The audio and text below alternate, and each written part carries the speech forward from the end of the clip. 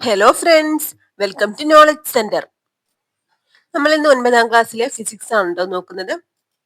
9ാം ക്ലാസ്സിലെ ഫിസിക്സിൽ total 4 chapters ആണ് കേട്ടോ. ഫസ്റ്റ് പാർട്ടിലുള്ളത് 4 ചാപ്റ്റേഴ്സ് ആണ്. ഇന്ന് നമുക്ക് പ്രകാശത്തിന്റെ അപവർത്തനം എന്നുള്ള ചാപ്റ്റർ ആണ് ഇന്ന് നോക്കാനുള്ളത് കേട്ടോ.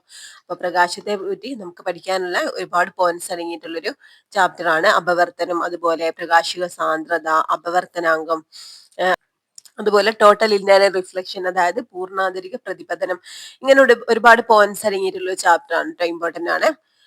അപ്പോൾ ക്ലാസ്സിലേക്ക് കിടക്കുന്നതിന് മുമ്പായിട്ട് ആരെങ്കിലും സബ്സ്ക്രൈബ് ചെയ്യാതെ കാണുന്നുണ്ടെങ്കിൽ ഒന്ന് സബ്സ്ക്രൈബ് ചെയ്ത് സപ്പോർട്ട് ചെയ്യട്ടോ. അതുപോലെ തന്നെ ക്ലാസ് യൂസ്ഫുൾ ആണെന്നുണ്ടെങ്കിൽ ഒന്ന് കമന്റിലൂടെ അറിയിക്കട്ടോ. അതുപോലെ തന്നെ ക്ലാസ് കണ്ടിട്ട് ലൈക്ക് ചെയ്യാൻ മറക്കുന്നവർ ആദ്യം തന്നെ ഒന്ന് ലൈക്ക് ചെയ്തേക്കാം. ഈ ഒരു ചാപ്റ്റർ നമ്മുടെ 7ാം ക്ലാസ്സിലെ ബേസിക് സയൻസിലെ 4ാമത്തെ ചാപ്റ്ററായ പ്രകാശം പ്രതിപദിക്കുമോ എന്നുള്ള ചാപ്റ്ററിന്റെ കണ്ടിന്യൂഷൻ ആണ് കേട്ടോ. അപ്പൊ അത് കണ്ടിട്ട് ഇത് കാണുന്നവർക്ക് ഒന്നുകൂടി കൂടുതൽ വ്യക്തമായിട്ട് കാര്യങ്ങൾ മനസ്സിലാക്കാൻ പറ്റും. ഓക്കെ, അപ്പൊ പ്രകാശത്തിന്റെ അപവർത്തനം. ഈ ഒരു ചാപ്റ്ററിന്റെ തുടക്കത്തിൽ തന്നെ എന്താണ്, ഒരു അമ്മയും മകളും തമ്മിലുള്ള സംഭാഷണമാണല്ലേ കൊടുത്തിട്ടുള്ളത്. എന്താണ് അത്, ആ റോഡിൽ വെള്ളം കെട്ടിക്കിടക്കുന്നു, അമ്മയെ സൂക്ഷിച്ചു വണ്ടി ഓടിക്കണേ, വേനൽക്കാലമല്ലേ, അത് വെള്ളം കെട്ടിക്കിടക്കുന്നതല്ല, അവിടെ എത്തുമ്പോൾ കണ്ടോളൂ എന്ന് പറയുന്നത്. അപ്പൊ വേനൽക്കാലത്തുള്ള ഒരു പ്രതിഭാസമാണ് അത്. പ്രകാശത്തിന്റെ എന്താണ് പ്രതിഭാസങ്ങളുമായിട്ട് ബന്ധപ്പെട്ടിട്ടുള്ളതാണ് കേട്ടോ. ഇതെന്താണ്, മരീചിക എന്നാണ് പറയുന്നത്. വേനൽക്കാലത്താണ് ഇത് കൂടുതലായിട്ട് കാണുന്നത്. അതുപോലെ മരുഭൂമിയിലൂടെ സഞ്ചരിക്കുന്നവർക്കും മനസ്സിലാകും, ദൂരേക്ക് നോക്കുമ്പോൾ വെള്ളം കെട്ടിക്കിടക്കുന്നതായിട്ട് കാണാൻ പറ്റും. ഇത് മരീചിക എന്നാണ് പറയുന്നത് കേട്ടോ. ഇതൊക്കെ അപവർത്തനവുമായിട്ട് ബന്ധപ്പെട്ടിട്ടുള്ളതാണ്. ഇനി ഇത്തരം അനുഭവങ്ങൾ നിങ്ങൾക്കും ഉണ്ടായിട്ടില്ലേ? ഇങ്ങനെയുള്ള അനുഭവങ്ങളിൽ പലതും വിവിധ പ്രകാശ പ്രതിഭാസങ്ങളുമായി ബന്ധപ്പെട്ടവയാണ്. ഇനി ഇവിടെ ഗ്ലാസ്സിലെ നാരങ്ങാ വെള്ളത്തിലേക്കിട്ട സ്ട്രോ ഒടിഞ്ഞിരിക്കുന്നത് പോലെ തോന്നിയിട്ടുണ്ടോ? എന്തായിരിക്കും ഇതിന് കാരണം? ഇതും അപവർത്തനവുമായിട്ട് ബന്ധപ്പെട്ടിട്ടുള്ളതാണ് കേട്ടോ. ഓക്കെ, അപ്പൊ നമുക്കിവിടെ കാണാൻ പറ്റും ഒരു ഗ്ലാസ്സിലെ സ്ട്രോ എന്താണ്, താഴേക്കുള്ള ഭാഗം ഒടിഞ്ഞിരിക്കുന്നത് പോലാണ് നമുക്കിവിടെ കാണാൻ പറ്റുന്നത്. ഒരു വസ്തുവിൽ പതിച്ച പ്രകാശം പ്രതിപതിച്ച് നമ്മുടെ കണ്ണിൽ പതിക്കുമ്പോഴാണ് നാം ആ വസ്തുവിനെ കാണുന്നത്. ഇമ്പോർട്ടന്റ് ആണ്. ഇത് നമ്മൾ കഴിഞ്ഞ 7ാം ക്ലാസ്സിലെ ചാപ്റ്ററിൽ പഠിച്ചിട്ടുള്ളതാണ്. ഒരു വസ്തുവിൽ പതിച്ച പ്രകാശം പ്രതിപതിച്ച് നമ്മുടെ കണ്ണിൽ പതിക്കുമ്പോഴാണ് നാം ആ വസ്തുവിനെ കാണുന്നത്. ഓക്കെ, ഇനി ഇവിടെ ഒരു ഗ്ലാസ് ഡ്രഫിൽ 1/4 ഭാഗത്തോളം ജലം എടുക്കുക. അപ്പൊ ജലത്തിൽ 1-2 തുള്ളി പാൽ ചേർക്കുക. ഡ്രഫ് സുതാര്യമായ പേപ്പർ ഷീറ്റ് കൊണ്ട് അടയ്ക്കുക.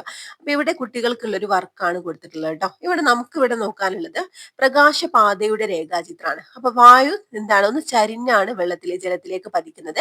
അപ്പൊ എന്താണ്, ഈ പ്രതിപതനത്തിന് ശേഷം, അതായത് എന്താണ് ഇതിലൂടെ കടന്നു പോയത് എങ്ങനെയാണ്, നേർരേഖയിലല്ല കടന്നു പോകുന്നത്. നേർരേഖയിലാണെങ്കിൽ ഇങ്ങനെയാണ് കടന്നു പോയത് അല്ലെ, നേർരേഖയിലാണെങ്കിൽ ഇങ്ങനെ നേരെ ഇങ്ങനെ കടന്നു പോകണം. പക്ഷെ ഒന്ന് പ്രതിപദിച്ച് ഒന്ന് ചരിഞ്ഞാണ് എന്ത് ഇതിലൂടെ കടന്നു പോകുന്നത്. അപ്പൊ ഇതാണ് നോർമൽ, അല്ലെങ്കിൽ എന്ന് പറയുന്നത് ലംബം എന്ന് പറയുന്നത് കേട്ടോ. നോർമൽ ആണിത്. ഓക്കെ, അപ്പൊ നോർമലിനോടല്ലെ ലംബത്തിനോടൊന്ന് അടുത്തിട്ടാണ് ഇത് പതനത്തിന് ശേഷം പോകുന്നത് അല്ലെ, നേർരേഖയിലൂടെ അല്ല പോകുന്നത്. ഓക്കെ, അപ്പൊ ഒന്നാമത്തെ മാധ്യമത്തിൽ നിന്ന് രണ്ടാമത്തെ മാധ്യമത്തിലേക്ക്, ഇത് വായുവാണ്, രണ്ടാമത്തേത് ജലാണ് അല്ലെ. അപ്പൊ ഒന്നാമത്തെ മാധ്യമത്തിൽ നിന്ന് രണ്ടാമത്തെ മാധ്യമത്തിലേക്ക് പ്രകാശം ചരിഞ്ഞ് പ്രവേശിക്കുമ്പോൾ പ്രകാശരശ്മിക്ക് ദിശാവ്യതിയാനം ഉണ്ടാകുന്നുണ്ടോ എന്ന് ചോദിക്കുന്നു. ഉണ്ട്. അപ്പൊ പ്രകാശരശ്മിക്ക് ദിശാവ്യതിയാനം ഉണ്ടാകുന്നത് എവിടെ വെച്ചാണ്? നമുക്കറിയാം എവിടെ വെച്ചാണ്, രണ്ടാമത്തെ മാധ്യമത്തിലേക്ക് പ്രവേശിക്കുമ്പോഴാണ്. ഓക്കെ, ലംബമായി പതിക്കുന്ന പ്രകാശരശ്മിക്ക് ദിശാവ്യതിയാനം ഉണ്ടാകുമോ എന്ന് ചോദിച്ചാൽ, അപ്പൊ ലംബമായിട്ടാണ്, വായുവിൽ നിന്ന് ജലത്തിലേക്ക് ലംബമായിട്ട് പതിക്കുന്ന പ്രകാശരശ്മി നമുക്ക് ഇവിടെ കാണാൻ പറ്റും. നേർരേഖയിലാണ് പോകുന്നത് അല്ലെ. അപ്പൊ എന്താണ്, പ്രകാശരശ്മിക്ക് ദിശാവ്യതിയാനം ഉണ്ടാകുമോ? ഇല്ല, ഇല്ല അല്ലെ. അപ്പൊ ഇവിടെ പ്രകാശരശ്മിക്ക് ദിശാവ്യതിയാനം ഉണ്ടായോ? ഇല്ല അല്ലെ. അപ്പൊ ഇനി ഇവിടെ നമുക്ക് പഠിക്കാനുള്ള മെയിൻ പോയിന്റ് ഇത് വരുന്ന, ഒരു മാധ്യമത്തിലൂടെ പ്രകാശം സഞ്ചരിക്കുമ്പോൾ പ്രകാശപാത നേർരേഖയിലായിരിക്കും. ഒരു മാധ്യമത്തിൽ നിന്ന് മറ്റൊരു മാധ്യമത്തിലേക്ക് പ്രകാശരശ്മി ചരിഞ്ഞു പ്രവേശിക്കുമ്പോൾ മാധ്യമങ്ങളുടെ വിഭജന തലത്തിൽ വെച്ച് അതിന് ദിശാവ്യതിയാനം സംഭവിക്കാറുണ്ട്. അപ്പൊ ഇവിടെ ചോദിച്ച ക്വസ്റ്റ്യൻ ആൻസർ ആയിട്ടുണ്ട് അല്ലെ. അതായത് എവിടെ വെച്ചിട്ടാണ് ദിശാവ്യതിയാനം ഉണ്ടാകുന്നത് ചോദിച്ചിട്ടുണ്ട്. വിഭജന തലത്തിൽ വെച്ചിട്ടാണ് ദിശാവ്യതിയാനം ഉണ്ടാകുന്നത്. ഓക്കെ, അപ്പൊ ഇത് ചരിഞ്ഞു പതിക്കുമ്പോഴാണ് കേട്ടോ. അപ്പൊ ലംബമായി പതിക്കുന്ന പ്രകാശരശ്മിക്ക് ദിശാവ്യതിയാനം സംഭവിക്കുന്നില്ല. ഓക്കെ, ഈ സ്റ്റേറ്റ്മെന്റുകളൊക്കെ നിങ്ങൾക്ക് പഠിക്കാനുള്ളതാണ്. ഒരു മാധ്യമത്തിൽ നിന്ന് മറ്റൊരു മാധ്യമത്തിലേക്ക് പ്രകാശം ചരിഞ്ഞു കിടക്കുമ്പോൾ പ്രകാശപാതയ്ക്ക് വ്യതിയാനം സംഭവിക്കാറുണ്ട്. കാരണം എന്തായിരിക്കും? ആ കാരണമാണ് നമുക്ക് ഇവിടെ പഠിക്കാനുള്ളത്. ഓക്കെ. ഇനി ഇവിടെ എന്താണ് മിനുസമുള്ള പ്രതലത്തിൽ നിന്ന് പരിപരുത്ത പ്രതലത്തിലേക്ക് സഞ്ചരിക്കുന്ന ടോയ് കാറിന്റെ ചലന വേഗവും ദിശയുമാണ് കൊടുത്തിട്ടുള്ളത് കേട്ടോ. അപ്പൊ ഇവിടെ കാറിന്റെ കേസിൽ എന്താണ് പ്രതലം മാറുകയാണ് ചെയ്തില്ല. മിനുസമുള്ള പ്രതലത്തിൽ നിന്ന് എന്താണ് മറ്റൊരു പ്രതലത്തിലേക്ക് മാറുമ്പോഴാണ് അതിന്റെ ദിശയ്ക്ക് വ്യതിയാനം ഉണ്ടാവുന്നത്. അതുപോലെ തന്നെ നമ്മൾ എന്ത് പറഞ്ഞു, പ്രകാശത്തിന്റെ കാര്യം എങ്ങനെയാണ്, മാധ്യമങ്ങൾ മാറുമ്പോൾ അതായത് വായുവിൽ നിന്ന് ജലത്തിലേക്ക് മാറുമ്പോഴാണ് ദിശ വ്യതിയാനം ഉണ്ടാവുന്നത്. ഇനി ഇവിടെ എന്താണ് വിവിധ മാധ്യമങ്ങളിലൂടെ ഉള്ള പ്രകാശവേഗം വ്യത്യസ്തമാണ്. പ്രകാശവേഗത്തിലുള്ള ഈ മാറ്റമാണ് ഒരു മാധ്യമത്തിൽ നിന്ന് മറ്റൊരു മാധ്യമത്തിലേക്ക് പ്രകാശം കടക്കുമ്പോൾ പ്രകാശപാതയുടെ ദിശാവ്യതിയാനത്തിന് കാരണം. അപ്പം എന്താണ് കാരണം? അതായത് എന്താ നമ്മൾ പറഞ്ഞിട്ടുള്ളത്, പ്രകാശവേഗത്തിലുള്ള മാറ്റമാണ് ഇതിന് കാരണം എന്നാണ് പറയുന്നത്. ഒരു മാധ്യമത്തിൽ നിന്ന് മറ്റൊരു മാധ്യമത്തിലേക്ക് പ്രകാശം കടക്കുമ്പോൾ പ്രകാശപാതയുടെ ദിശാവ്യതിയാനത്തിന് കാരണം എന്താണ്? പ്രകാശവേഗത്തിലുള്ള മാറ്റമാണ് കേട്ടോ. അപ്പൊ ഇവിടെ വിവിധ മാധ്യമങ്ങളിലൂടെയുള്ള പ്രകാശവേഗം പട്ടികയിൽ നൽകിയിട്ടുണ്ട്. ഇത് നമുക്ക് പഠിക്കാനുള്ളതാണ്, ഇമ്പോർട്ടന്റ് ആണ്, പഠിക്കണം കേട്ടോ. ഓക്കെ, ഇത് ചോദിക്കാറുണ്ട്. ഓക്കെ, ഏറ്റവും കൂടുതൽ അതായത് വായുവിനാണ് പ്രകാശവേഗം ഏറ്റവും കൂടുതലുള്ളത്. 3 × 10⁸ മീറ്റർ/സെക്കൻഡ് ആണ് കേട്ടോ. ഇനി ജലത്തിന്, പിന്നെ ഗ്ലാസ്, പിന്നെ വജ്രം, ഇതിങ്ങനെ കുറഞ്ഞു കുറഞ്ഞു വരികയാണ് ചെയ്യുന്നത്. അപ്പൊ ഏറ്റവും കുറവ് വേഗത ഉള്ളത് വജ്രത്തിലാണ്. അപ്പൊ ഇത് ഇൻക്രീസിങ് ഓർഡറും ഡിക്രീസിങ് ഓർഡറും ഒക്കെ ചോദിക്കാനായി പറ്റിയിട്ടും, ഏറ്റവും കൂടുതൽ വായുവിനാണ്, അതിൽ കുറവ് ജലത്തിന്, പിന്നെ കുറവ് ഗ്ലാസ്, ഏറ്റവും കുറവ് വജ്രത്തിന് കേട്ടോ. ഈ ഒരു ഓർഡർ നിങ്ങൾ പഠിക്കണേ. ഇനി ഇവിടെ അപ്പൊ വിവിധ മാധ്യമങ്ങളിൽ വേഗം വ്യത്യാസപ്പെടാൻ കാരണം മാധ്യമങ്ങളിലെ പ്രകാശിക സാന്ദ്രതയിലുള്ള വ്യത്യാസമാണ്. അപ്പൊ പ്രകാശിക സാന്ദ്രത എന്നുള്ള ഈ ഒരു വേർഡ് നമുക്ക് ഇമ്പോർട്ടന്റ് ആണ് കേട്ടോ. അപ്പൊ പ്രകാശിക സാന്ദ്രത, പ്രകാശ വേഗം വ്യത്യാസപ്പെടാനുള്ള കാരണം മാധ്യമങ്ങളുടെ പ്രകാശിക സാന്ദ്രതയിലുള്ള വ്യത്യാസമാണ്. എന്താണ് പ്രകാശിക സാന്ദ്രത എന്ന് കൊടുത്തിട്ടുണ്ടേ? ഒരു മാധ്യമത്തിലൂടെയുള്ള പ്രകാശവേഗത്തെ സ്വാധീനിക്കാനുള്ള മാധ്യമത്തിന്റെ കഴിവിനെ മാധ്യമത്തിന്റെ പ്രകാശിക സാന്ദ്രത അല്ലെങ്കിൽ ഒപ്റ്റിക്കൽ ഡെൻസിറ്റി എന്ന് പറയുന്നു കേട്ടോ. ഒരു മാധ്യമത്തിലുള്ള പ്രകാശവേഗത്തെ സ്വാധീനിക്കുവാനുള്ള മാധ്യമത്തിന്റെ കഴിവിനെയാണ് മാധ്യമത്തിന്റെ പ്രകാശിക സാന്ദ്രത അല്ലെങ്കിൽ ഒപ്റ്റിക്കൽ ഡെൻസിറ്റി എന്ന് പറയുന്നത്. ഓക്കെ, അപ്പൊ പ്രകാശിക സാന്ദ്രത കൂടിയ മാധ്യമത്തിൽ, അതായത് ഒപ്റ്റിക്കൽ ഡെൻസിറ്റി കൂടിയ മാധ്യമത്തിൽ എന്താണ് പ്രകാശത്തിന്റെ വേഗം കുറവായിരിക്കും. അപ്പൊ പ്രകാശിക സാന്ദ്രത കൂടുമ്പോൾ വേഗത കുറവായിരിക്കും. ഓക്കെ, അപ്പോൾ പ്രകാശിക സാന്ദ്രത കുറഞ്ഞ മാധ്യമത്തിൽ, അതായത് ഒപ്റ്റിക്കലി റയറർ മീഡിയത്തിലെ പ്രകാശത്തിന്റെ വേഗം കൂടുതലായിരിക്കും. അപ്പൊ പ്രകാശിക സാന്ദ്രതയ്ക്ക് പദാർത്ഥ സാന്ദ്രതയുമായി ബന്ധമില്ല എന്ന് ഓർക്കുമല്ലോ. അപ്പൊ പ്രകാശിക സാന്ദ്രതയ്ക്ക് എന്താണ് പദാർത്ഥത്തിന്റെ സാന്ദ്രതയായിട്ട് ബന്ധമല്ല കേട്ടോ. പ്രകാശിക സാന്ദ്രതയും പദാർത്ഥത്തിന്റെ സാന്ദ്രതയും തമ്മിൽ വ്യത്യാസമുണ്ട്. ഓക്കെ, അത് തമ്മിലുള്ള ഒരു ബന്ധവുമില്ല. ഓക്കെ, പ്രകാശിക സാന്ദ്രത കൂടുമ്പോൾ എന്താണ് വേഗത കുറയുന്നു. അത് രണ്ടും ഇൻവേഴ്സ്ലി പ്രൊപ്പോർഷണൽ ആണ് കേട്ടോ. ഓക്കെ, അപ്പൊ മാധ്യമങ്ങളെ പ്രകാശിക സാന്ദ്രത കൂടി വരുന്ന വിധത്തിൽ ക്രമീകരിക്കുന്നതാണ്. അപ്പൊ ഇവിടെ കൊടുത്തിട്ടുണ്ട് എന്താണ്, ഫസ്റ്റ് വായു, അതായത് പ്രകാശിക സാന്ദ്രത കുറവുള്ളത് വായു ആണ്. പിന്നെ നമ്മൾ പറഞ്ഞിട്ടുണ്ടായിരുന്നു ജലം, പിന്നെ ഗ്ലാസ്, പിന്നെ വജ്രം കേട്ടോ. ഓക്കെ, ഇവിടെ കൊടുത്തിട്ടില്ലായിരുന്നു വായു, ജലം, ഗ്ലാസ്, വജ്രം. രണ്ടും തമ്മിൽ എന്താണ്, ഒന്ന് കുറയുമ്പോ ഒന്ന് കൂടുന്ന ഓർത്താൽ മതി കേട്ടോ. ഓക്കെ, സാന്ദ്രത കൂടുതലാണെങ്കിൽ എന്താണ് വേഗത കുറയുന്ന ഓർത്താൽ മതി. അടുത്തത് അപവർത്തനം അല്ലെങ്കിൽ റിഫ്രാക്ഷൻ എന്താണെന്നാണ് കേട്ടോ. ഓക്കെ, അപ്പൊ നമ്മൾ നേരത്തെ പറഞ്ഞിട്ടുണ്ടായിരുന്നു നാരങ്ങാവെള്ളത്തിൽ സ്ട്രോണിൻ്റെതായിട്ട് തോന്നിയതിന് കാരണം എന്നുള്ള കണ്ടെത്താനുള്ള പ്രവർത്തനമാണ് ഇവിടെ കൊടുത്തിട്ടുള്ളത്. ഓക്കെ, അപ്പൊ ഇവിടെ ഒരു മാധ്യമത്തിൽ നിന്ന് പ്രകാശിക സാന്ദ്രതയിൽ വ്യത്യാസമുള്ള മറ്റൊരു മാധ്യമത്തിലേക്ക് പ്രകാശം ചരിഞ്ഞ് പ്രവേശിക്കുമ്പോൾ മാധ്യമങ്ങളുടെ വിഭജനത്തിൽ വെച്ച് അതിന്റെ ദിശയ്ക്ക് വ്യതിയാനം ഉണ്ടാകുന്നു. ഈ പ്രതിഭാസത്തെയാണ് അപവർത്തനം എന്ന് പറയുന്നത്. അപ്പൊ നമ്മൾ ഇത്രയും നേരം ഡിസ്കസ് ചെയ്ത കാര്യം തന്നെയാണ്. ഈ ഒരു ദിശാ വ്യതിയാനം ഉണ്ടാകുന്ന ഈ ഒരു പ്രതിഭാസത്തെയാണ് അപവർത്തനം എന്ന് പറയുന്നത്. ഓക്കെ, അപ്പൊ നമ്മൾ പറഞ്ഞു ദിശാ വ്യതിയാനം ഉണ്ടാകുന്നതിന് കാരണം എന്താണ്, പ്രകാശത്തിന്റെ വേഗതയിലുള്ള വ്യത്യാസമാണ്. പ്രകാശത്തിന്റെ വേഗതയിലുള്ള വ്യത്യാസത്തെ സ്വാധീനിക്കുന്നത് എന്താണ്, പ്രകാശിക സാന്ദ്രതയാണ് കേട്ടോ. പ്രകാശിക സാന്ദ്രതയാണ്. സാന്ദ്രത, ഒരു മാധ്യമത്തിന്റെ പ്രകാശിക സാന്ദ്രത കൂടുമ്പോൾ എന്താണ് വേഗത കുറയുന്നു നമ്മൾ പറഞ്ഞു. ഓക്കെ, അപ്പൊ ഈ ഒരു പ്രതിഭാസം, ഇങ്ങനെ വിഭജന തലത്തിൽ വെച്ച് ദിശാവ്യതിയാനം ഉണ്ടാകുന്ന ഈ ഒരു പ്രതിഭാസത്തെയാണ് അപവർത്തനം അല്ലെങ്കിൽ റിഫ്രാക്ഷൻ എന്ന് പറയുന്നത്. അപ്പൊ പ്രകാശത്തെ അപവർത്തനത്തിന് വിധേയമാക്കാനുള്ള മാധ്യമത്തിന്റെ കഴിവ് അതിനെ പ്രകാശിക സാന്ദ്രതയെ ആശ്രയിച്ചിരിക്കുന്നു.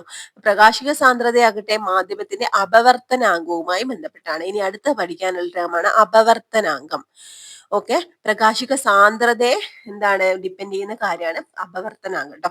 അപ്പൊ വിവിധ പ്രകാശിക ഉപകരണങ്ങളുടെ രൂപകൽപ്പനയിൽ അപവർത്തനാങ്കത്തിന്റെ പങ്ക് നിർണായകമാണ്.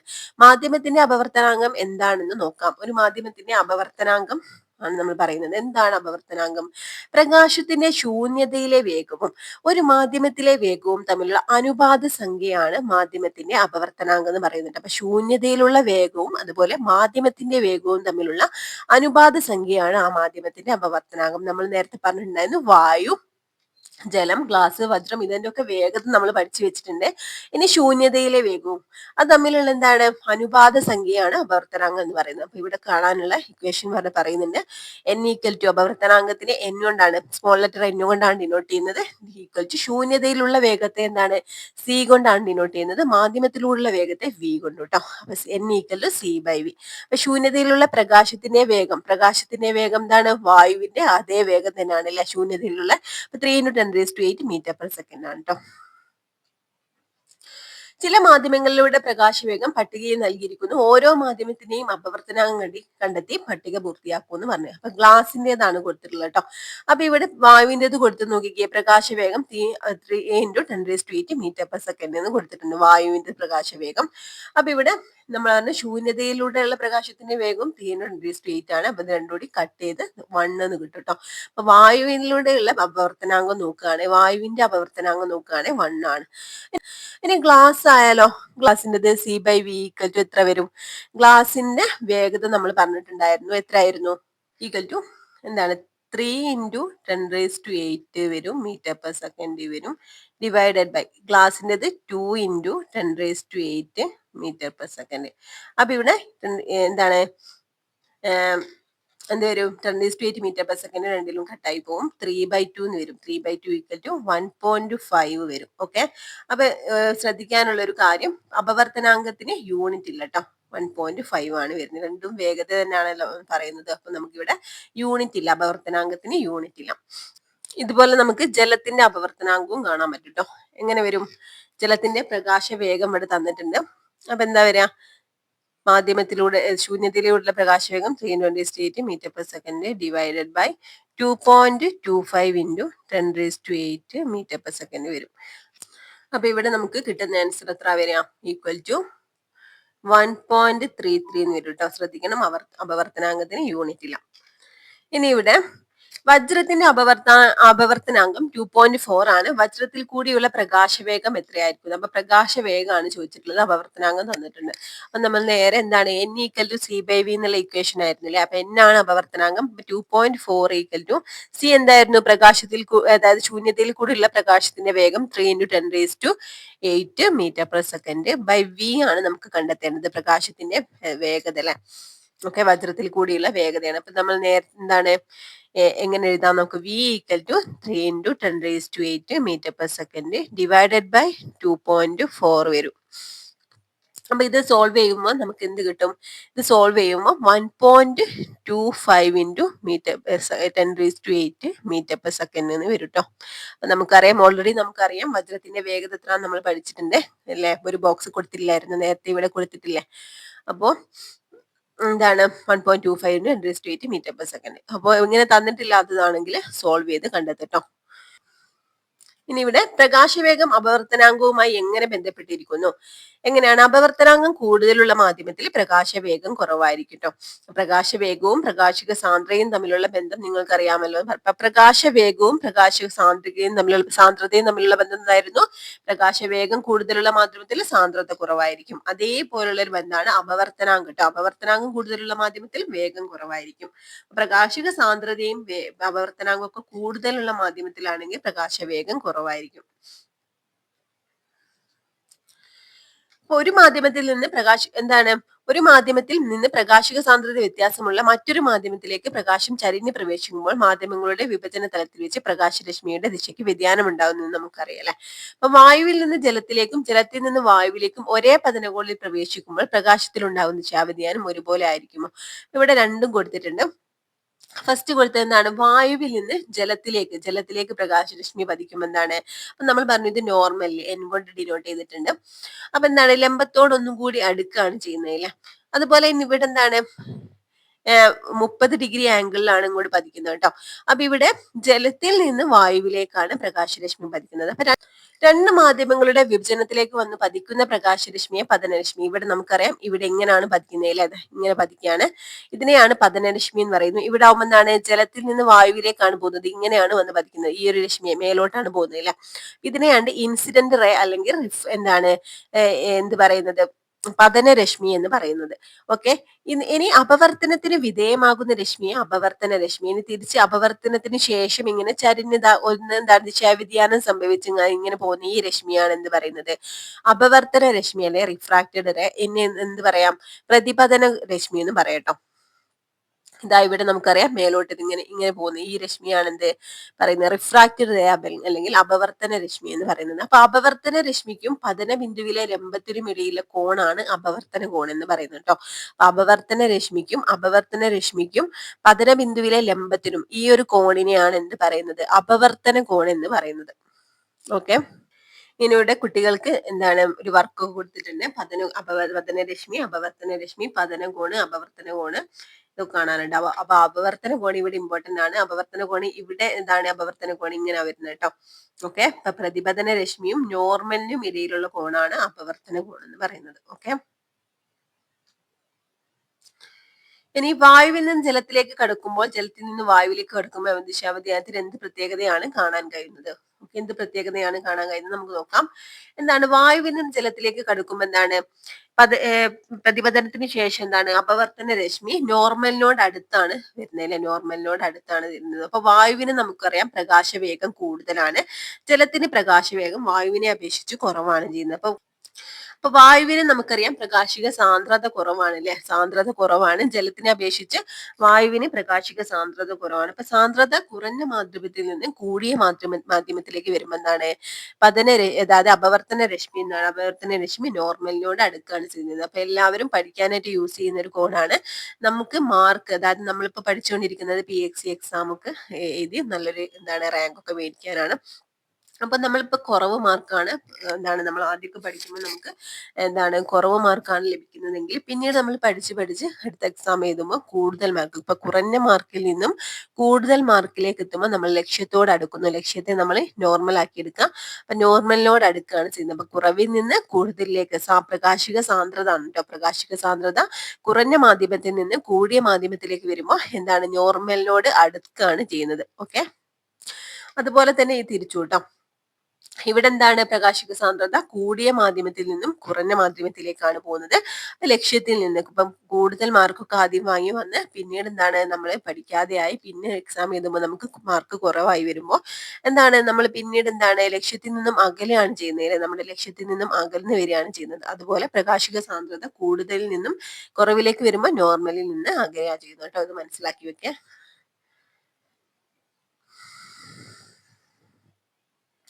ഇനി ഇവിടെ ഓരോ വ്യത്യസ്ത മാധ്യമ ജോഡികളിൽ കൂടി പ്രകാശം കടന്നു പോകുന്ന ചിത്രങ്ങൾ നിരീക്ഷിക്കുമെന്ന് പറയുന്നുണ്ട്. ഓക്കെ, ഇനി നമുക്ക് ഇവിടെ പഠിക്കാനുള്ള ഇമ്പോർട്ടന്റ് ആയിട്ടുള്ള ഒരു പോയിന്റ് വരുന്നതാണ് കേട്ടോ. കുറച്ച് നിയമങ്ങളാണ്. പ്രകാശം ഒരു മാധ്യമത്തിൽ നിന്ന് മറ്റൊരു മാധ്യമത്തിലേക്ക് പ്രവേശിക്കുമ്പോൾ പതന രശ്മി, അപവർത്തന രശ്മി, പതന ബിന്ദുവിന്റെ ലംബം എന്നിവ ഒരേ തലത്തിലായിരിക്കും എന്നാണ് പറയുന്നത് കേട്ടോ. ഓക്കെ, നമ്മൾ പഠിക്കാനുള്ളതാണ്. അതുപോലെ പ്രകാശിക സാന്ദ്രത കുറഞ്ഞ മാധ്യമത്തിൽ നിന്ന് കൂടിയ മാധ്യമത്തിലേക്ക് പ്രകാശം ചരിഞ്ഞ് പ്രവേശിക്കുമ്പോൾ അപവർത്തന രശ്മി ലംബത്തോട് അടുക്കുന്നു. നമ്മൾ പറഞ്ഞിട്ടുണ്ടായിരുന്നു.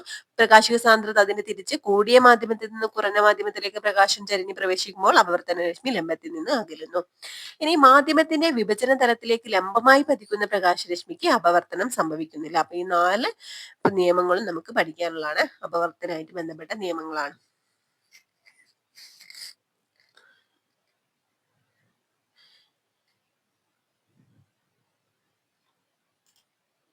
അടുത്തതാണ് അന്തരീക്ഷത്തിലെ അപവർത്തനം. ഇവിടെ നക്ഷത്രങ്ങൾ മിന്നിത്തിളങ്ങാൻ കാരണം എന്തായിരിക്കും ചോദിച്ചിട്ടുണ്ട് കേട്ടോ. അപ്പൊ ഇവിടെ നമുക്കൊരു ചിത്രം തന്നിട്ടുണ്ട്. നക്ഷത്രങ്ങളുടെ യഥാർത്ഥ സ്ഥാനത്ത് നിന്നുള്ള പ്രകാശം അന്തരീക്ഷത്തിലെ വിവിധ പാളികളിൽ തട്ടി അപവർത്തനത്തിന് ശേഷം നമുക്ക് കാണപ്പെടുന്നത് എന്താണ് കുറച്ച് മാറിയായിട്ടാണ് നമുക്ക് കാണപ്പെടുന്നത് കേട്ടോ. ദിശാവ്യതിയാനം സംഭവിച്ചങ്ങനെ അതിൽ നിന്ന് പ്രകാശം നമ്മൾ നോക്കുമ്പോൾ മറ്റൊരു സ്ഥാനത്തായിട്ടാണ് നമുക്ക് കാണാൻ പറ്റുന്നത്. നക്ഷത്രങ്ങൾ ഗ്രഹങ്ങളെ അപേക്ഷിച്ച് താരതമ്യേന വളരെ അകലെ ആയതിനാൽ അവ പ്രകാശിത ബിന്ദുക്കൾ പോലെ കാണപ്പെടുന്നു. നക്ഷത്രത്തിൽ നിന്ന് വരുന്ന പ്രകാശം ഭൗമാന്തരീക്ഷത്തിലൂടെ സഞ്ചരിച്ചാണ് നമ്മുടെ കണ്ണിലെത്തുന്നത്. അന്തരീക്ഷ പാളികളുടെ ഭൗതിക സാഹചര്യം, മർദ്ദം, താപനില തുടങ്ങിയവ നിരന്തരം മാറിക്കൊണ്ടിരിക്കുന്നതിനാൽ പ്രകാശം കടന്നു വരുന്ന മാധ്യമത്തിന്റെ പ്രകാശിക സാന്ദ്രതയും മാറിക്കൊണ്ടിരിക്കും. അപ്പോൾ ഓരോ അന്തരീക്ഷ പാളിയിലും വ്യത്യസ്ത മർദ്ദവും താപനിലയും ഒക്കെ മാറിക്കൊണ്ടിരിക്കുന്നു. അതുകൊണ്ട് തന്നെ എന്താണ്, പ്രകാശം കടന്നു വരുന്ന മാധ്യമത്തിന്റെ പ്രകാശിക സാന്ദ്രതയും മാറിക്കൊണ്ടിരിക്കും. ഇത് കാരണം പ്രകാശരശ്മിക്ക് ക്രമരഹിതമായ അപവർത്തനം സംഭവിക്കുന്നു. ക്രമരഹിതമായ അപവർത്തനം സംഭവിക്കുന്നു. അതിനാൽ നക്ഷത്രങ്ങളിൽ നിന്ന് വരുന്ന പ്രകാശകിരണങ്ങൾ പലതവണ ക്രമരഹിത അപവർത്തനത്തിന് ശേഷം കണ്ണിൽ പതിക്കുമ്പോൾ നക്ഷത്രത്തെ ഒരേ സ്ഥാനത്ത് തുടർച്ചയായിട്ട് കാണാൻ കഴിയുന്നില്ല. ഇതാണ് നക്ഷത്രത്തിന്റെ മിന്നിത്തിളക്കത്തിന് കാരണം കേട്ടോ. ഓക്കെ, ക്രമരഹിത അപവർത്തനാണ് എന്ത്, നക്ഷത്രത്തിന്റെ മിന്നിത്തിളക്കത്തിന് കാരണം. അതുപോലെ തന്നെയാണ് എന്തിവിടെ, സൂര്യൻ പടിഞ്ഞാറൻ ചക്രവാളം കടന്നുപോയതിനു ശേഷവും സൂര്യബിംബം അല്പസമയം കൂടി കാണാൻ കഴിയും. അതുപോലെ തന്നെ രാവിലെ കിഴക്കൻ ചക്രവാളത്തിൽ എത്തുന്നതിന് മുമ്പും സൂര്യനെ കാണാൻ കഴിയും. എന്തുകൊണ്ടായിരിക്കും? കാരണം അതും ഇതുപോലെ തന്നെയാണ് കേട്ടോ. നക്ഷത്രത്തിന്റെ സീസ് പറഞ്ഞ പോലെ തന്നെയാണ്. സൂര്യന്റെ യഥാർത്ഥ സ്ഥാനത്ത് നിന്ന് വരുന്ന സൂര്യനിൽ നിന്നുള്ള പ്രകാശം വിവിധ ലെയറായിട്ട് അന്തരീക്ഷ പാളികളിൽ തട്ടി പ്രതിപതിച്ച് ക്രമരഹിതമായ അപവർത്തനത്തിന് ശേഷം എന്താണ് നമ്മുടെ കണ്ണിൽ പതിക്കുമ്പോൾ നമുക്ക് മറ്റൊരു സ്ഥാനത്തായിട്ടാണ് സൂര്യനെ കാണാൻ പറ്റുന്നത്. കുറച്ച് അകലെയായിട്ടാണ് കാണാൻ പറ്റുന്നത്. അടുത്തതാണ് പൂർണ്ണാന്തര പ്രതിപതനം അല്ലെങ്കിൽ ടോട്ടൽ ഇന്റേണൽ റിഫ്ലക്ഷൻ കേട്ടോ. എന്താന്ന് നോക്കാം. പ്രകാശിക സാന്ദ്രത കൂടിയ മാധ്യമത്തിൽ നിന്നും കുറഞ്ഞ മാധ്യമത്തിലേക്ക് പ്രകാശരശ്മി കടക്കുമ്പോൾ അപവർത്തന കോൺ 90 ഡിഗ്രി ആകുന്ന സന്ദർഭത്തിലെ പതന കോണാണ് ക്രിട്ടിക്കൽ കോൺ അല്ലെങ്കിൽ ക്രിട്ടിക്കൽ ആംഗിൾ കേട്ടോ. ഗ്ലാസ് വായു ജോഡികളിൽ ക്രിട്ടിക്കൽ കോണ് 42 ഡിഗ്രിയാണ്. അപ്പൊ ഇവിടെ നമുക്ക് കാണാൻ പറ്റും എന്താണ്, ഇവിടെ ജലത്തിൽ നിന്നും വായുവിലേക്കാണ് പ്രകാശം പതിപ്പിക്കുന്നത്. ജലത്തിൽ നിന്നും വായുവിലേക്ക് പ്രകാശം പതിക്കുമ്പോൾ അത് അതേപോലെ എന്താണ് തിരിച്ച് വരികയാണ് ചെയ്യുന്നത് അല്ലെ. ഇതേ ആംഗിളിൽ തിരിച്ചു വരികയാണ് ചെയ്യുന്നത്.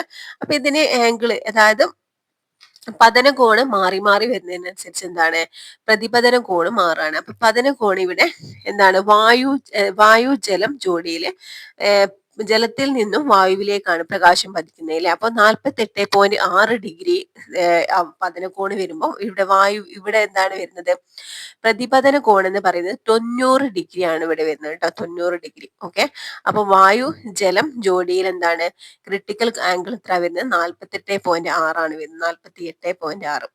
ഓക്കെ, അപ്പൊ ഇവിടെ വരുന്ന പ്രതിപതന കോണ് 90 ഡിഗ്രി ആവുമ്പോഴുള്ള പതന കോണിനെയാണ് ക്രിട്ടിക്കൽ കോൺ എന്ന് പറയുന്നത്. ഇവിടെയുള്ള 48.6 ഡിഗ്രിയാണ് എന്ത്, ക്രിട്ടിക്കൽ കോണ്. അതുപോലെ തന്നെ ഇവിടെയും നമുക്ക് കാണാൻ പറ്റും വായു ഗ്ലാസ് ജോഡിയിൽ ഗ്ലാസ്സിൽ നിന്നും വായുവിലേക്കാണ് പ്രകാശം പതിപ്പിക്കുന്നത്. ഇവിടെ 32 ഡിഗ്രി ആവുമ്പോൾ പ്രകാശം എന്താണ്, അതായത് നോർമലിനോട് കുറച്ച് അകലെ ആയിട്ടാണ് എന്താണ് കടന്നു പോകുന്നത്. പക്ഷെ 42 ഡിഗ്രി പതനകോണാവുമ്പോൾ എന്താണ് ചെയ്യുന്നത്, ഇവിടെ പ്രതിപതന ഡിഗ്രി 90 ഡിഗ്രിയാണ് വരുന്നത് കേട്ടോ. അപ്പൊ പ്രതിപതന കോണ് 90 ഡിഗ്രി ആവുമ്പോഴുള്ള പതനകോണിനെയാണ് ക്രിട്ടിക്കൽ കോൺ എന്ന് പറയുന്നത്. ഇവിടെ 42 ഡിഗ്രിയാണ് ക്രിട്ടിക്കൽ കോൺ. ക്രിട്ടിക്കൽ കോൺ പ്രസ്താവിക്കുമ്പോൾ ജോഡികളായി പറയാതെ ഏതെങ്കിലും ഒരു മാധ്യമം മാത്രം സൂചിപ്പിക്കുന്നുള്ളൂ എങ്കിൽ രണ്ടാമത്തെ മാധ്യമം വായു അഥവാ ശൂന്യതയായിരിക്കും. അപ്പോ എന്താണ്, ജോഡികളായിട്ട് തരാതെ ഒരു മാധ്യമം മാത്രം, ഗ്ലാസ് എന്ന് മാത്രം തരാണ്, ഗ്ലാസിന്റെ ക്രിട്ടിക്കൽ കോൺ എന്ന് പറയുകയാണെങ്കിൽ അവിടെ അടുത്തതായിട്ട് വരുന്നത് വായു അഥവാ ശൂന്യതയായിരിക്കും എന്നാണ് പറയുന്നത്. ഓക്കെ, ഇനി ഇവിടെ കുറച്ച് ക്വസ്റ്റ്യൻസ് ആണ് തന്നിട്ടുള്ളത്. പൂർണ്ണാന്തര പ്രതിപതനം സംഭവിക്കുന്നതായി കാണിച്ചിരിക്കുന്ന ചിത്രങ്ങൾ ഏതെല്ലാം എന്നാണ് കേട്ടോ. എന്താണ് പൂർണ്ണാന്തരിക പ്രതിപതനം എന്ന് പറഞ്ഞിട്ടുള്ളത്? എന്താണ്, നമുക്കറിയാം എന്താണ്, അതായത് ഇവിടെ നമുക്ക് ജലത്തിൽ നിന്നും ഗ്ലാസ്സിൽ നിന്നും വരുന്ന പ്രകാശരശ്മികൾ പൂർണ്ണമായിട്ട് അതേ മാധ്യമത്തിലേക്ക് തന്നെ തിരിച്ച് പ്രതിപദിക്കുന്നതായിട്ട് നമുക്ക് കാണാൻ പറ്റും ട്ടോ. ഇവിടെ എന്താണ്, ജലത്തിൽ നിന്ന് വരുന്ന പ്രകാശരശ്മി അതേപോലെ തന്നെ അതേ ആംഗിളിൽ തന്നെ തിരിച്ച് പ്രതിപദിക്കുന്നതായിട്ട് കാണാൻ പറ്റും. ഓക്കെ, അപ്പൊ ഇതിനെയാണ് പൂർണ്ണാന്തരിക പ്രതിപതനം എന്ന് പറയുന്നത് കേട്ടോ. അതുപോലെ തന്നെ ഇവിടെ ഗ്ലാസ് വായു ജലം ജോഡി 44 ഡിഗ്രിയിലാണ് ഇവിടെ പതിക്കുന്നത്. അതേ ഡിഗ്രി തന്നെ അതേ കോണളവ് തന്നെ തിരിച്ച് പ്രതിപദിക്കുന്നതിനാണ് പൂർണ്ണാന്തരിക പ്രതിപതനം എന്ന് പറയുന്നത്. അപ്പൊ ഈ ചിത്രങ്ങളിലാണ് എന്ത്, പൂർണ്ണാന്തരിക പ്രതിപതനം സംഭവിക്കുന്നത് കേട്ടോ. ഇവിടെ ഗ്ലാസിന്റെ ക്രിട്ടിക്കൽ കോൺ എത്രയാണെന്ന് കേട്ടോ. ഗ്ലാസിന്റെ ക്രിട്ടിക്കൽ കോണാണ് ചോദിച്ചിട്ടുള്ളത്. ഓക്കെ. അപ്പൊ ഇവിടെ എന്താണ് 42 ഡിഗ്രിയാണ് ഗ്ലാസിന്റെ ക്രിട്ടിക്കൽ കോൺ. അപ്പൊ ഗ്ലാസിന് മാത്രം തന്നത് കൊണ്ട് തന്നെ ഗ്ലാസിന്റെ ജോഡിയായിട്ട് നമുക്ക് വായു കൂടെ പറയട്ടെ. വായു ഗ്ലാസ് ജോഡിയുടെ ക്രിട്ടിക്കൽ കോൺ അളവ് എത്രയാണ്? ഇവിടെ നമുക്ക് കാണാൻ പറ്റും പ്രതിപതന കോണ് 90 ഡിഗ്രി ആകുന്ന സന്ദർഭത്തിലെ പതന കോണാണ് എന്ത് ക്രിട്ടിക്കൽ കോൺ എന്ന് പറയുന്നത്. ഇവിടെ 90 ഡിഗ്രി പ്രതിപതന കോണ് വരുന്നു. ഇവിടെ എന്താണ് 42 ഡിഗ്രിയാ വരുന്നത്. അതുകൊണ്ട് തന്നെ ഗ്ലാസിന്റെ ക്രിട്ടിക്കൽ കോൺ എത്രയാണ്? 42 ഡിഗ്രിയാണ് കേട്ടോ. ഇനി ജലത്തിൽ നിന്നും 50 ഡിഗ്രി കോണളവിൽ വായുവിലേക്ക് പതിക്കുന്ന പ്രകാശത്തിന് പൂർണ്ണാന്തരിക പ്രതിഫലനം സംഭവിക്കും. എന്തുകൊണ്ട്? ജലം വായു ജോഡികളുടെ ക്രിട്ടിക്കൽ കോൺ എത്രയാണെന്നാണ് ചോദിച്ചിട്ടുള്ളത് കേട്ടോ. അപ്പൊ എന്താണ് നമുക്ക് പൂർണ്ണാന്തരിക പ്രതിപതനം സംഭവിക്കും എന്ന് പറയാൻ പറ്റും കേട്ടോ. കാരണം എന്താണ്? ജലം വായു ജോഡികളുടെ ക്രിട്ടിക്കൽ കോണിനേക്കാൾ, അതായത് ജലം വായു ജോഡിയിലെ ക്രിട്ടിക്കൽ കോൺ എത്രയായിരുന്നു? 48.6 ഡിഗ്രി ആയിരുന്നു ജലം വായു ജോഡിയുടെ ക്രിട്ടിക്കൽ കോണ്. അതിനേക്കാൾ കൂടുതലാണ് അല്ലെ, ക്രിട്ടിക്കൽ കോണിനേക്കാൾ കൂടുതലാണ് എന്ത് ഇവിടെ വരുന്നത്. അപ്പൊ പതനകോൺ ക്രിട്ടിക്കൽ കോണിനേക്കാൾ കൂടുമ്പോഴാണ് പൂർണ്ണാന്തരിക പ്രതിപതനം ഉണ്ടാകുന്നത്. പതനകോണ് 50 ഡിഗ്രി എന്ന് പറയുന്നത് 48.6 കൂടുതലാണ്. അപ്പൊ പതനകോണ് ക്രിട്ടിക്കൽ കോണിനേക്കാൾ കൂടുമ്പോഴാണ് പൂർണ്ണാന്തരിക പ്രതിപതനം ഉണ്ടാകുന്നത്. ഓക്കെ. പൂർണ്ണാന്തരിക പ്രതിപതനം സംഭവിക്കാൻ ആവശ്യം വേണ്ട രണ്ട് കാരണങ്ങളാണ് ചോദിച്ചത്. പ്രകാശം പ്രകാശ സാന്ദ്രത കൂടിയ മാധ്യമത്തിൽ നിന്നും പ്രകാശ സാന്ദ്രത കുറഞ്ഞ മാധ്യമത്തിലേക്ക് സഞ്ചരിക്കണം. ഓക്കെ. അതായത് ഉദാഹരണത്തിന് പറയാണ്, ജലത്തിൽ നിന്നും വായുവിലേക്ക്, അതായത് പ്രകാശ സാന്ദ്രത കൂടിയ മാധ്യമമാണ് ജലലെ, വായുവിനേക്കാൾ കൂടുതൽ ജലത്തിനാണ്. ജലത്തിൽ നിന്നും വായുവിലേക്ക് അല്ലെങ്കിൽ ഗ്ലാസിൽ നിന്ന് വായുവിലേക്കൊക്കെ സഞ്ചരിക്കും എന്താണ് ടോട്ടൽ ഇന്റേണൽ റിഫ്ലക്ഷൻ അല്ലെങ്കിൽ പൂർണ്ണാന്തരിക പ്രതിപതനം നടക്കും. ഓക്കെ. അതുപോലെ തന്നെ മാധ്യമങ്ങളുടെ വിഭജന തലത്തിൽ പതിക്കുന്ന പ്രകാശത്തിന്റെ പതന കോണ് ആ മാധ്യമങ്ങളിലെ ജോഡികളുടെ ക്രിട്ടിക്കൽ കോണിനേക്കാൾ കൂടുതലായിരിക്കും എന്നാണ് പറഞ്ഞത് കേട്ടോ. കൂടുതലായിരിക്കുമ്പോഴും ഈ ഒരു പൂർണ്ണാന്തര പ്രതിപതനം സംഭവിക്കും. ഇനി അക്വേറിയത്തിന്റെ അടിത്തട്ടിൽ നിന്ന് വരുന്ന പ്രകാശത്തിന്റെ ജലോപരിതലത്തിൽ വെച്ച് പൂർണ്ണാന്തര പ്രതിഫലനം സംഭവിക്കുന്നതുകൊണ്ടാണ് അക്വേറിയത്തിന്റെ അടിത്തട്ട് മുകളിലായിട്ട് കാണപ്പെടുന്നത് കേട്ടോ. ഇതൊക്കെ ടോട്ടൽ ഇന്റേണൽ റിഫ്ലക്ഷൻ ആണ്. കാരണം ഇത് ചോദിക്കാറുണ്ട് കേട്ടോ, ക്വസ്റ്റ്യൻ ചോദിക്കാറുണ്ട്. പൂർണ്ണാന്തര പ്രതിപതനാണ് എന്തിന് കാരണം? അക്വേറിയത്തിന്റെ അടിത്തട്ട് മുകളിലായിട്ട് കാണാൻ കാരണം. ഓക്കെ. ഇനി അതുപോലെ തന്നെ ഒപ്റ്റിക്കൽ ഫൈബറുകളിലൊക്കെ യൂസ് ചെയ്തത് ഈ ഒരു ടോട്ടൽ ഇന്റേണൽ റിഫ്ലക്ഷൻ ആണ് കേട്ടോ. അലങ്കാര വിളക്കിലെ ഒപ്റ്റിക്കൽ ഫൈബറുകളുടെ ഒരഗ്രം അനുയോജ്യമായ പ്രകാശ സ്രോതസ്സുമായി ബന്ധിപ്പിക്കുന്നു. ഈ സ്രോതസ്സിൽ നിന്നുള്ള പ്രകാശരശ്മികൾ ഫൈബറുകളിലൂടെ സഞ്ചരിക്കുമ്പോൾ ക്രിട്ടിക്കൽ കോണിനേക്കാൾ കൂടിയ പതന കോണിലാണ് വശങ്ങൾ പതിക്കുന്നത് കേട്ടോ. അപ്പൊ ക്രിട്ടിക്കൽ കോണിനേക്കാൾ കൂടിയ അളവില് കൂടിയ പതന കോണാണെങ്കിൽ എന്ത് ചെയ്യും? അവിടെ ടോട്ടൽ ഇന്റേണൽ റിഫ്ലക്ഷൻ ആണ് സംഭവിക്കുന്നത്. അതുകൊണ്ട് തുടർച്ചയായ പൂർണ്ണാന്തര പ്രതിപതനം സംഭവിച്ച് രണ്ടാമത്തെ അഗ്രത്ത് കൂടി മാത്രം പ്രകാശം പുറത്തു വരുന്നു.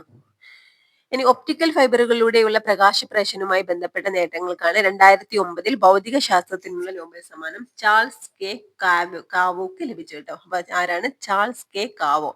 2009 ഭൗതിക ശാസ്ത്രത്തിനുള്ള നോബൽ സമ്മാനം ലഭിച്ച വ്യക്തിയാണ് കേട്ടോ. എന്തിനാണ്? ഒപ്റ്റിക്കൽ ഫൈബറുകളിലൂടെ പ്രകാശപ്രേഷനുമായി ബന്ധപ്പെട്ട നേട്ടങ്ങൾക്കാണ്. ഇനി അതുപോലെ തന്നെ നമ്മൾ ഈ ഒരു ചാപ്റ്ററിന്റെ തുടക്കത്തിൽ കണ്ടിട്ടുള്ള മരീചിയെ പറ്റിയാണ് ഇവിടെ പറയുന്നത്. മരീചിക റോഡിനോട് ചേർന്ന ഭാഗത്ത് വായുവിന് ചൂട് കൂടുതലായിരിക്കും. ഇവിടെ എന്താണ്? കാറിൽ ഇങ്ങനെ വരുമ്പോൾ നമുക്ക് ദൂരെയായിട്ട് വെള്ളം കെട്ടി നിൽക്കുന്നതായിട്ട് കാണാൻ പറ്റും. അതിനുള്ള കാരണമാണ് റോഡിനോട് ചേർന്നുള്ള ഭാഗത്തെ വായുവിന് ചൂട് കൂടുതലായതിനാൽ പ്രകാശിക സാന്ദ്രത കുറവായിരിക്കും. ഓക്കെ. എന്നാൽ മുകൾ ഭാഗത്തേക്ക് ഇവിടെ ഓരോ ലെയർ ആയിട്ട് എടുത്തിട്ടുണ്ടെങ്കിൽ താഴോട്ട് വരുന്നതിനനുസരിച്ച് റോഡിനോട് ചേർന്നുള്ള ഭാഗത്ത് എന്തായിരിക്കും? ചൂട് കൂടുതലായിരിക്കും. അതുകൊണ്ട് തന്നെ പ്രകാശിക സാന്ദ്രത കുറവായിരിക്കും. അപ്പൊ മുകളിലേക്ക് പോകുന്നു പ്രകാശിക സാന്ദ്രത കൂടുതലായിരിക്കും കേട്ടോ. അപ്പൊ എന്താണ്? എന്നാൽ മുകൾ ഭാഗത്തേക്ക് പോകുന്തോറും വായുവിന്റെ പ്രകാശിക സാന്ദ്രത ക്രമമായി വർദ്ധിച്ചു വരുന്നു. പരിസരത്തുള്ള വസ്തുക്കളിൽ നിന്ന് വരുന്ന പ്രകാശകിരണങ്ങൾ പ്രകാശിക സാന്ദ്രത വ്യത്യാസമുള്ള വായുവിന്റെ വിവിധ പാളികളിലൂടെ കടന്നു പോകുമ്പോൾ ചിത്രത്തിൽ കാണുന്നത് പോലെ അപവർത്തനത്തിനും തുടർന്ന് പൂർണ്ണാന്തര പ്രതിഫലനത്തിനും വിധേയമാകുന്നു. ഇങ്ങനെ ദിശാവ്യതിയാനം സംഭവിച്ച പ്രകാശകിരണങ്ങളാണ് നമ്മുടെ കണ്ണിൽ പതിക്കുന്നത്. അതിനാൽ അവയുടെ പ്രതിബിംബം റോഡിൽ രൂപപ്പെടുന്നത് പോലെ തോന്നുന്നു. ഈ പ്രതിഭാസമാണ് മരീചിക അല്ലെങ്കിൽ മിറാജ് എന്നറിയപ്പെടുന്നത്. നമുക്ക് പരിചിതമായ ഇത്തരം പ്രതിബിംബങ്ങൾ സാധാരണയായി ജലോപരിതലത്തിലാണ് രൂപപ്പെടുന്നത്. അകലെ നിന്ന് നോക്കുമ്പോൾ റോഡിൽ വെള്ളമുള്ളതായി തോന്നുന്നു. അതുകൊണ്ടാണെന്ന് മനസ്സിലായല്ലോ. അപ്പൊ ഇവിടെ എന്താണ് നമ്മുടെ എക്സാമിന് ഓപ്ഷനില് ചിലപ്പോൾ എന്താണ് ഒന്നുകിൽ എന്തായിരിക്കും തന്നിട്ടുണ്ടാവുക? ടോട്ടൽ ഇന്റേണൽ റിഫ്ലക്ഷൻ അല്ലെങ്കിൽ പൂർണ്ണാന്തര പ്രതിഫലനം തന്നിട്ടുണ്ടാവും. അല്ലെങ്കിൽ എന്തായിരിക്കും? അപവർത്തനം തന്നിട്ടുണ്ടാവും. രണ്ടും കൂടെ കൊടുത്തിട്ടുണ്ടെങ്കിൽ അവിടെ പ്രാധാന്യം കൊടുക്കേണ്ടത് ടോട്ടൽ ഇന്റേണൽ റിഫ്ലക്ഷൻ ആണ് കേട്ടോ. പൂർണ്ണാന്തര പ്രതിപതനത്തിനാണ്. ഇനി പൂർണ്ണാന്തര പ്രതിപതനം പ്രയോജനപ്പെടുത്തുന്ന സന്ദർഭങ്ങളാണ് പറഞ്ഞിട്ടുള്ളത് കേട്ടോ. എന്തിലൊക്കെയാണ്? റിഫ്ലക്ടർ, വാഹനങ്ങളുടെ ടെയിൽ ലാമ്പുകളിൽ ഉപയോഗിക്കുന്ന റിഫ്ലക്ടറുകളിൽ പൂർണ്ണാന്തര പ്രതിപതനാണ് യൂസ് ചെയ്യുന്നത് കേട്ടോ. അടുത്തത് പെരിസ്കോപ്പ്. ദർപ്പണങ്ങൾ ഉപയോഗിച്ചുള്ള പെരിസ്കോപ്പുകളാണല്ലോ നിങ്ങൾ പരിചയപ്പെട്ടിട്ടുള്ളത്. എന്നാൽ ദൃശ്യങ്ങളുടെ വ്യക്തത കൂട്ടുന്നതിന് വേണ്ടി പ്രിസങ്ങൾ ഉപയോഗിച്ചുള്ള പെരിസ്കോപ്പുകൾ നിർമ്മിക്കുന്നുണ്ട് കേട്ടോ. അതിലും ഈ ഒരു പൂർണ്ണാന്തര പ്രതിപതനാണ് യൂസ് ചെയ്യുന്നത്. അടുത്തത് ഒപ്റ്റിക്കൽ ഫൈബർ ആണ് കേട്ടോ. ഒപ്റ്റിക്കൽ ഫൈബറുകളുടെ കണ്ടുപിടുത്തം വാർത്താവിനിമയ രംഗത്ത് വിപ്ലവകരമായ മാറ്റങ്ങളാണ് ഉണ്ടാക്കിയത്. ഒപ്റ്റിക്കൽ ഫൈബർ കേബിളുകളിൽ OFCയിൽ എങ്ങനെയാണ് പ്രകാശത്തിന്റെ പൂർണ്ണാന്തര പ്രതിപതനം പ്രയോജനപ്പെടുത്തിയിരിക്കുന്നതെന്ന് നമുക്കറിയാം അല്ലെ. ഇതേ പ്രതിഭാസം അടിസ്ഥാനപ്പെടുത്തിയാണ് ഒപ്റ്റിക്കൽ ഫൈബറുകളിലെ പ്രകാശകിരണങ്ങളുടെ രൂപത്തിൽ സിഗ്നലുകളുടെ രൂപത്തിൽ വാർത്താവിനിമയ സിഗ്നലുകൾ സഞ്ചരിക്കുന്നത് കേട്ടോ. അനേകായിരം പ്രകാശ സിഗ്നലുകൾ അവയുടെ തീവ്രതയ്ക്ക് നഷ്ടം സംഭവിക്കാതെ ഒരേ സമയം ഒരു കേബിളിലൂടെ അയക്കാൻ കഴിയും. പ്രകാശവേഗത്തിൽ ഇത്തരം സിഗ്നലുകളുടെ വിദൂര സ്ഥലങ്ങളിലേക്ക് എത്തിക്കാൻ സാധിക്കുന്നു. ഇതാണ് വാർത്താവിനിമയത്തിന് ഒപ്റ്റിക്കൽ ഫൈബർ ഉപയോഗിക്കാൻ കാരണമായത്. ഇപ്പൊ ഇവിടെ നമുക്ക് കാണാൻ പറ്റൂലേ, ഇവിടെ എന്താണ് പൂർണ്ണാന്തരിക പ്രതിപതനം സംഭവിക്കുന്നതായിട്ട് കാണാൻ പറ്റും ഒപ്റ്റിക്കൽ ഫൈബറിനുള്ളിൽ. അതുപോലെ എൻഡോസ്കോപ്പിയിലൊക്കെ യൂസ് ചെയ്യുന്നത് ഈ ഒരു പൂർണ്ണാന്തര പ്രതിപതനാണ് കേട്ടോ. പൂർണ്ണാന്തര പ്രതിപതനം, സമുദ്ര ദർപ്പണങ്ങളിൽ നിന്നുള്ള സാധാരണ പ്രതിപതനം, ഇവയുമായി ബന്ധപ്പെട്ട പ്രസ്താവനകളാണ് നൽകിയിട്ടുള്ളത്. ഇവയെ അനുയോജ്യമായി പട്ടികപ്പെടുത്തുമെന്ന് പറയുന്നുണ്ട്. അപ്പൊ ഇവിടെ എന്താണ്? ദർപ്പണത്തിൽ നിന്നുള്ള പ്രതിപതനം. ഓക്കെ, അവിടെ പ്രകാശരശ്മി പൂർണ്ണമായും പ്രതിപദിക്കുന്നില്ല അല്ലെ. ദർപ്പണങ്ങളിൽ നിന്നുള്ള പ്രതിപതനം. പൂർണ്ണാന്തര പ്രതിപതനോ? പ്രകാശരശ്മി പൂർണ്ണമായിട്ടും പ്രതിപദിക്കുന്നു എന്ന് പറയട്ടോ. പ്രകാശരശ്മി പൂർണ്ണമായും പ്രതിപദിക്കും. ഇതാണ് ടോട്ടൽ ഇന്റേണൽ റിഫ്ലക്ഷൻ ആണ്. അതുപോലെ പിന്നെന്താണ്? പ്രകാശരശ്മി പ്രകാശിക സാന്ദ്രത കൂടിയ മാധ്യമത്തിൽ നിന്ന് കുറഞ്ഞ മാധ്യമത്തിലേക്ക് ക്രിട്ടിക്കൽ കോണിനേക്കാൾ കൂടിയ പതനകോണിൽ പതിക്കുമ്പോഴാണ് മാത്രം സംഭവിക്കുന്നതാണ് ടോട്ടൽ ഇന്റേണൽ റിഫ്ലക്ഷൻ. ഓക്കെ, പിന്നെന്താണ്? പ്രതലത്തിലേക്ക് ഏത് പതനകോണിൽ പതിച്ചാലും പ്രതിപതനം സംഭവിക്കുന്നു എന്നുള്ളത് ദർപ്പണങ്ങളിൽ നിന്നുള്ള പ്രതിപതനാണ് കേട്ടോ. ഓക്കെ, അപ്പൊ ഇത്രയാണ് നമ്മുടെ ഈ ഒരു ചാപ്റ്റർ ഉള്ളത്. ഒരുപാട് ഇമ്പോർട്ടന്റ് ആയിട്ടുള്ള പോയിന്റ്സ് ഉണ്ട് കേട്ടോ. നന്നായിട്ട് പഠിക്കാം. ഓക്കെ, ഓരോ കാര്യങ്ങളും മനസ്സിലാക്കി തന്നെ പഠിച്ചു പോകട്ടോ. Okay, friends. Thank you.